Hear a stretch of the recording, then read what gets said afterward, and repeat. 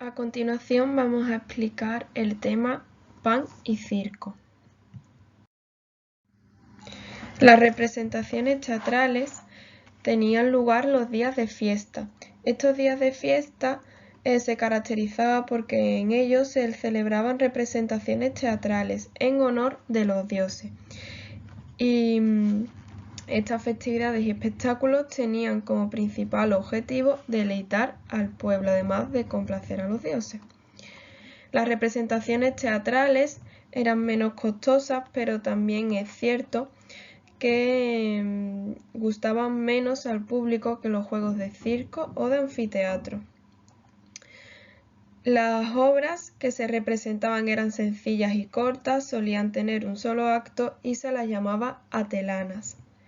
Al teatro podían asistir todos los ciudadanos, incluso las mujeres y los niños.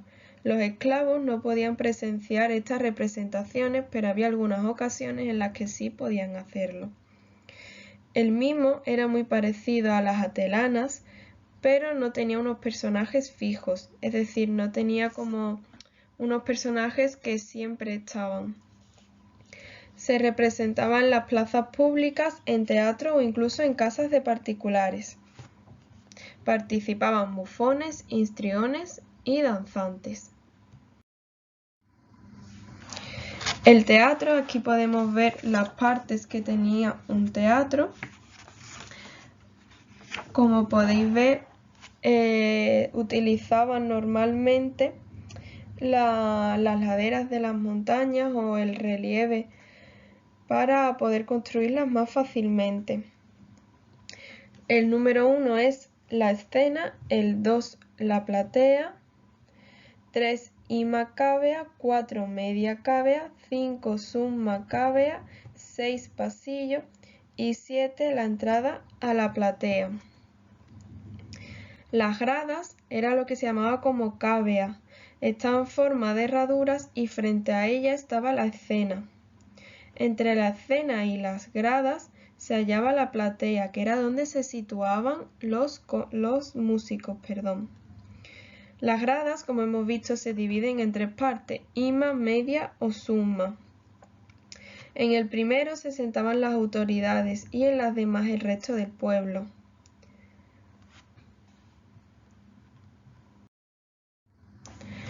Las representaciones teatrales, volviendo a ellas, tras haber visto cómo era un teatro, podemos decir que lo que más gustaba al pueblo eran las comedias, aunque también se representaban tragedias. ¿Vale? Dentro de las comedias, el género que más gustaba era la pantomima, que era un género típicamente latino. Entre la plebe, es cierto que eran muy populares algunos personajes como un astuto y jorobado que todo lo sabe, el bonachón o el tonto que siempre acababa molido a palos. Eran unos personajes recurrentes que gustaban mucho al pueblo. En cuanto a los actores, la mayor parte de ellos eran extranjeros, esclavos y libertos, que tenían muy poco prestigio social y que eran considerados gente sin honor. No era una profesión que estuviese muy bien vista. Las mujeres también intervenían en las representaciones, pero estaban muy mal consideradas e incluso gozaban de la misma reputación que las prostitutas.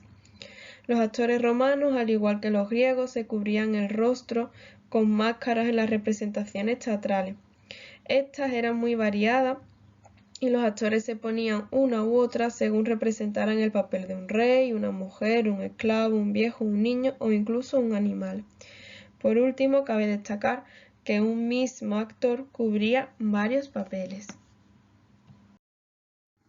Los espectáculos en el circo. Poco a poco el circo iba tomando cada vez más y más auge. Tenía como principal finalidad despreocupar y divertir al pueblo a la vez que conseguía también su favor.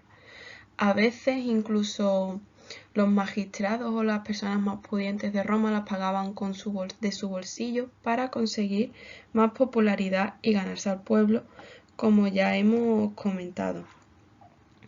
El circo, que es eso que veis ahí abajo, tenía una gran capacidad, pudiendo llegar a albergar a 150.200 personas, y estas personas se vestían de diferentes formas dependiendo de los juegos que se celebrasen. Por ejemplo, se vestían de blanco en los ludis cereales en honor de Ceres, y se vestían de variados colores en los ludis florales, que eran las fiestas de la primavera, para simular un poco las flores que había en el campo. Eso que veis ahí abajo es el circo. Al principio era una simple pista de carreras alrededor de una espina central con los espectadores de pie, pero fueron Nerón y Augusto quienes lo ampliaron, llegando a nuestros días tal y como ellos lo hicieron. Los espectadores podían vestirse con los colores de su equipo favorito, hacían apuestas, compraban comida, es decir, es como a día de hoy un estadio. Vas a ver un partido de fútbol, por ejemplo, pues te vistes con la camiseta de tu equipo favorito, puedes hacer apuestas, comprar comida, etc. Sí es cierto que los cargos más elevados ocupaban un palco y el emperador con su familia otro. Antes de que tuviesen lugar los espectáculos, había un desfile de carácter religioso que partía del Capitolio y que recorría el foro y las principales calles de Roma. En el circo, esta comitiva recorría toda la pista y esta comitiva iba encabezada por el magistrado que organizaba los juegos. Y luego a este magistrado le procedía una gran comparsa de músicos vestidos con togas blancas. Y ya detrás de estos músicos iban las imágenes de los dioses, que eran transportadas por unos carros engalanados con marfil, oro, piedra, y tirados por cuadrigas que estaban dirigidas por hermosos jóvenes y fuertes. Después la muchedumbre iba aclamando toda esta comitiva. En Roma los juegos tenían lugar principalmente en el Circo Máximo o en el Anfiteatro Flavio, que lo conocemos más bien a día de hoy como Coliseo.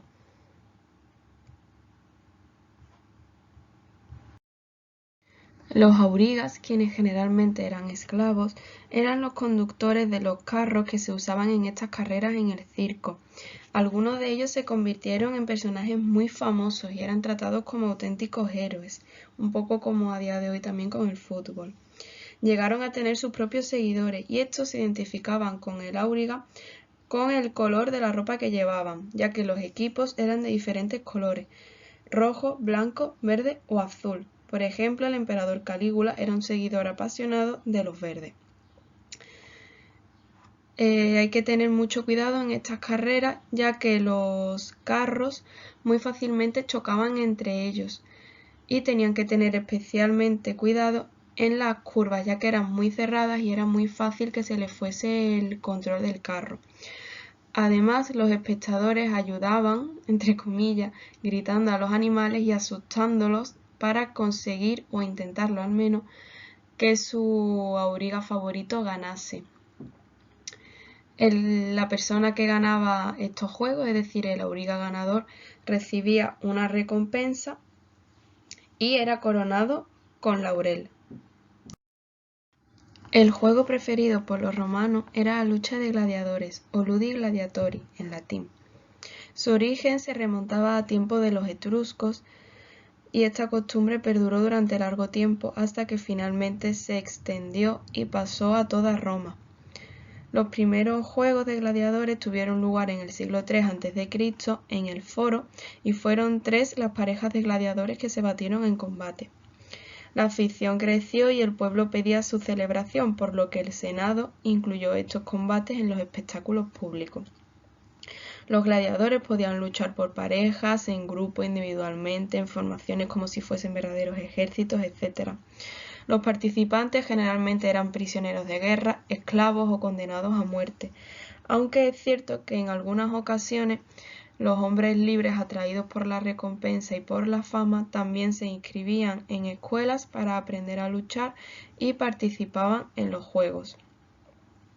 El espectáculo comenzaba con un gran desfile de los gladiadores por la arena y a estos le seguía una gran cohorte de músicos con instrumentos de metal y de viento, como podemos ver en la imagen inferior derecha.